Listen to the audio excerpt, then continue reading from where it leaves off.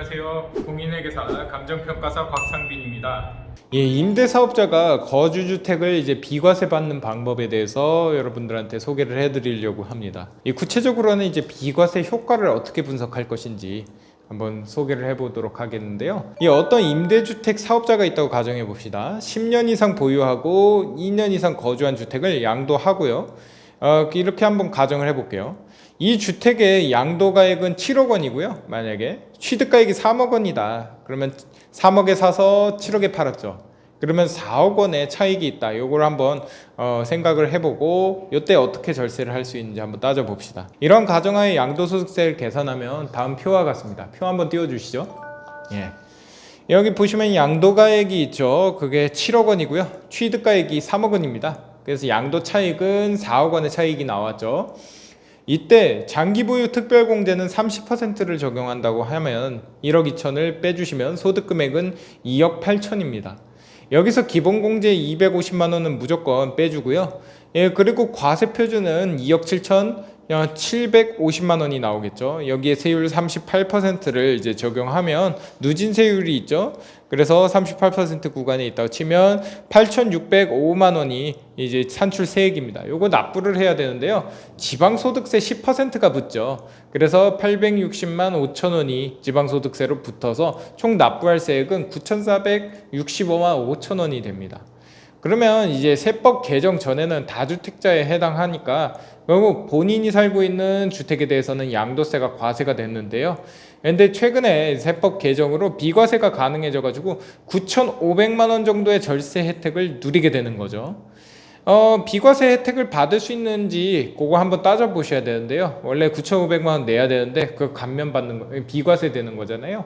그러면 다주택자들은 이러한 비과세 혜택을 누릴 수가 있습니다. 어떻게 되냐면 이들이 이제 거주용 주택 한 채만 놔두고 다른 모든 주택을 임대주택으로 등록을 하면 바로 거주용 주택에 대해서는 비과세를 받을 수 있기 때문입니다. 다만 이 비과세를 받으려면 다음의 요건을 충족해야 되는데요. 그 요건이 어떻게 되냐면 임대용 주택은 일단 세법상 요건인 이제 가액, 이 수도권은 6억, 지방은 3억. 그 가액과 임대기간 5년 이상 같은 조건을 동시에 충족해야 됩니다. 결국 임대주택의 임대기간을 맞추지 못하면 비과세가 박탈이 되는 거고요. 또 임대용 주택 중에 한 채라도 임대사업자는 비과세 해주는데 그 임대용 주택 중 한 채라도 조건을 충족하지 못하면 비과세를 받을 수가 없다. 이렇게 기억을 해주셔야 되겠습니다. 그리고요, 이 거주용 주택은 양도 당시에 2년 거주 요건을 충족해야 됩니다. 여기서 2년 거주 요건을 둔 이유가 임대사업자는 기본적으로 다주택자에 해당하기 때문에 이 거주주택에 대한 비과세 규정이 탈법 수단으로 변질될 수 있기 때문입니다. 이 거주 요건은 전국적으로 적용이 됩니다. 참고로 일반 규정의 1세대 1주택의 비과세 요건 중에 2년 거주 요건은 조정 대상 지역 내의 주택에 대해서만 적용이 됩니다. 앞으로 이런 거주용 주택에 대해서는 평생 1회만 비과세가 적용되는 것에 주의해야 되고요. 2019년 세법이 개정됐기 때문에 1회만 비과세가 적용됩니다. 2018년 9월 14일 이후에 이 조정 대상 지역에서 취득한 다세대 주택 등을 2020년 7월 11일 이후에 등록한 경우에는 거주주택 비과세 제도를 이용할 수가 없습니다. 임대사업자 등록을 통한 비과세 전략을 세우는 팁을 한번 생각해 볼게요. 임대사업자 등록을 통해서 비과세는 상당히 좋은 절세 방법입니다. 여기서 기존에 2주택 이상을 보유한 상태에서 한 채에서만 2년 거주한 경우라면 이 거주한 주택 외의 주택을 앞에서 본 대로 임대사업자 등록을 한 후에 거주한 주택을 바로 처분하면 비과세를 받을 수가 있습니다.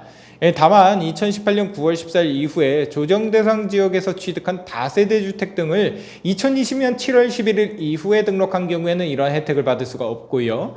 그리고 주택 임대 사업자로서의 거주주택 비과세는 평생 1회만 적용이 가능하지만 일반적인 1세대 1주택 비과세는 평생 제한 없이 적용이 됩니다.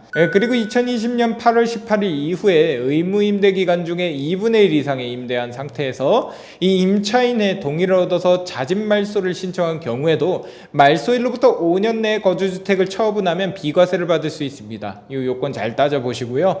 그리고 임대주택으로 등록한 주택이 의무임대 기간 경과 후에 최종 1주택으로 남아있는 경우에는 비과세를 받을 수가 있습니다.